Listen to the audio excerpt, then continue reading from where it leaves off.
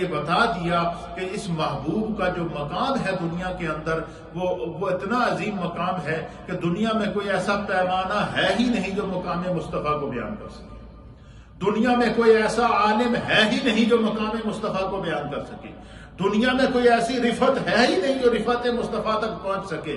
اس لیے کہ اللہ کی مخلوق میں رفتار کے اعتبار سے جو اللہ نے سب سے زیادہ تیز رفتاری کسی کو عطا فرمائی ہے اپنی مخلوق میں تو وہ جبریل کو عطا فرمائی تھی. اور ایک مقام ایسا آیا کہ سدرہ پہ جا کے جبریل بھی رک گئے.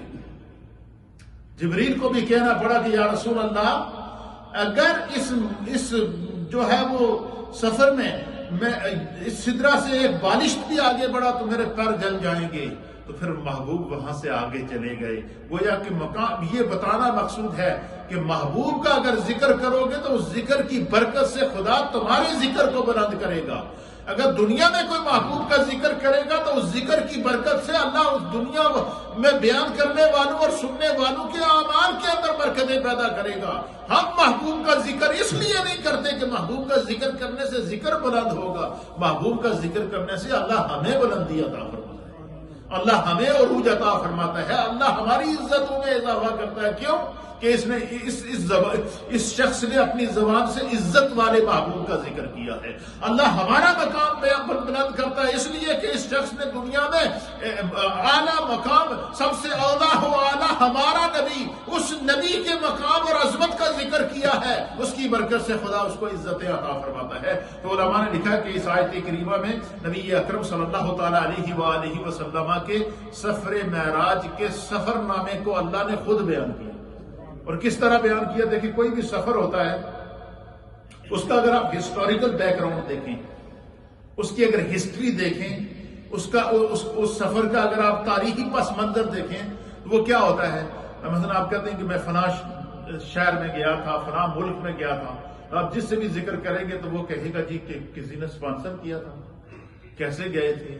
کسی قافلے کے ساتھ گئے تھے, کسی آپ جو ہے وہ کس انداز سے گئے تھے, کس نے بلایا تھا, کہاں تک سفر کیا, کیا کیا وہاں پر دیکھا. یہی ہم ایک دوسرے سے سوال کر سکتے ہیں نا. اب یہاں پر سفر جو میرے مصطفیٰ کو رب کرا رہا ہے, اللہ اس کو بیان کر رہا ہے. کیسے؟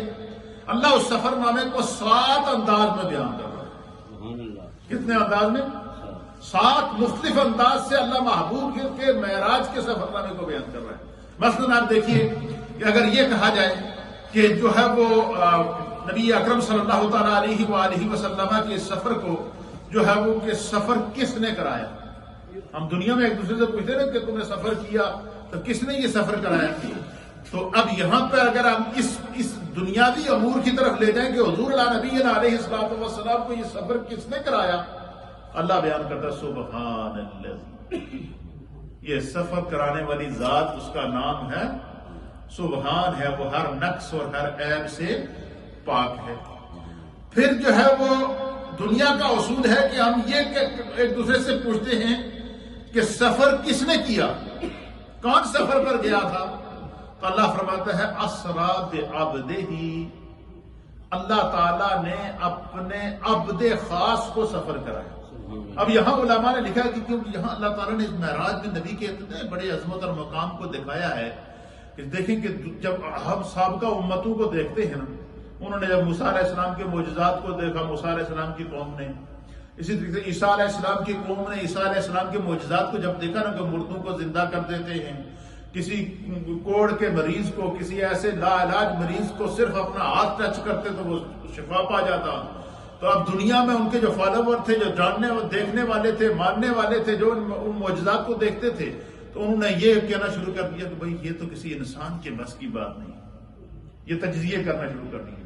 قرآن نے اس کو بیان کیا کہ عیسیٰ علیہ السلام کے بارے میں فرمایا کہ دیکھو یہ بغیر باپ کے پیدا ہوئے ہیں, اور یہ مردوں کو زندہ کر دیتے ہیں, اور یہ جو ہے وہ کسی بیمار کو ہاتھ لگائے تو اللہ اس کو شفا دے دیتا ہے. تو یہ تجزیہ کرتے ہیں کہ بھائی یہ کسی انسان کی بس کی بات نہیں. تو کچھ عیسائیوں نے یہ کہنا شروع کر دیا کہ یہ عیسیٰ علیہ السلام نعوذ باللہ من ذالک کہ یہ یا خدا ہیں یا خدا کے بیٹے ہیں. یہ کہنا شروع کر دے کہ عیسیٰ علیہ السلام اللہ کے بیٹے ہیں. اب یہاں اللہ تعالیٰ نے محبوب علیہ السلام کو فرمایا کہ اسرا بعبدہ, اپنے عبد خاص کو سیر کرے. یہ کیوں نہیں فرمایا کہ اسرا برسول ہی؟ یہ کیوں نہیں فرمایا کہ اسرا بنبی ہی؟ یہ کیوں نہیں فرمایا کہ اسرا بمحبوب ہی؟ اسرا بعبد ہی کیوں فرمایا؟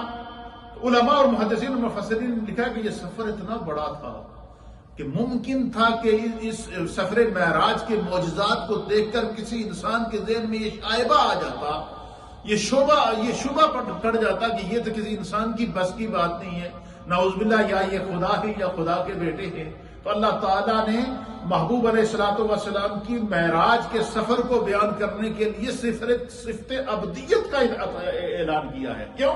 کہ اتنی عظمتیں ہونے کے باوجود، اتنے مقام ہونے کے باوجود، اتنی رفعتیں ہونے کے باوجود، ایک لمحے میں مسجد حرام سے مسجد اقصی میں جانے کے باوجود، ایک لمحے میں مسجد اقصی سے پہلے آسمان، دوسرے، تیسرے، چوتھے، پانچویں، چھٹے، ساتویں، سدرا اور سدرا سے آگے لا